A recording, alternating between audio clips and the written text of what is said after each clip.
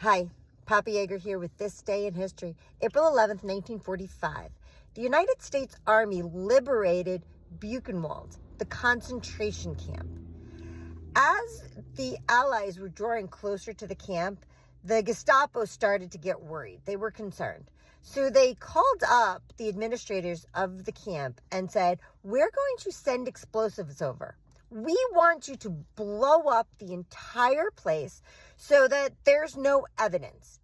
The explosion should destroy not only the buildings, but kill the inmates, leaving nothing behind, no witnesses." However, by the time the Gestapo called, the administrators of the camp had already started to flip out. They didn't want to get caught, so they had run away. When the Gestapo called, it was one of the inmates that answered the phone and responded with, "Oh, you don't have to send those explosives. We've already done it. It's already been done. There's no evidence." So this gave the inmates now a chance to get away. Buchenwald was second only to Auschwitz in the horrors that were inflicted on the people that were imprisoned there, the Jewish people and other political prisoners. There was no gas chamber. It was not a death camp. But just because they didn't put people in gas chambers didn't mean people didn't die. Hundreds and sometimes thousands of inmates died a month from malnutrition, from being overworked, from being beaten and executed. It was an awful place to be. There were even experiments conducted on some of the inmates. The most well-known person to have been there was Elie Wiesel, who wrote his memoir, Night. And he recounts some of this in that story that he's telling. Anyway, that's This Day in History, April 11th, 1945. Buchenwald is liberated. Again, I am going to take a moment and remind everybody the reason we really need to study history is so that it doesn't get repeated.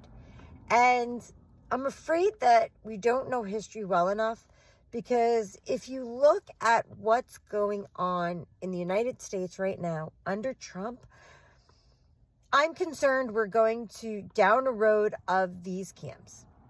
He is sending Hispanic people to prisons in other countries. He is arguing, his people are arguing, well, they're criminals. They deserve to be in prison.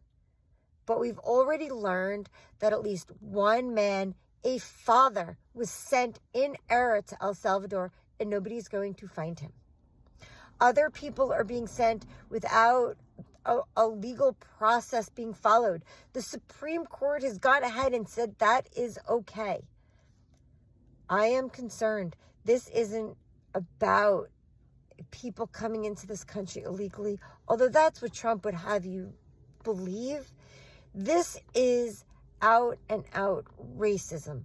This is the powers that be right now don't like Hispanic people and want to make their lives hell. Beware. Know what happened in Germany. Know what happened even in the United States during World War II with the Japanese Americans. Racism, unfortunately, is dictating how this administration is acting, and people are suffering. And soon, I'm certain, people are going to start to die.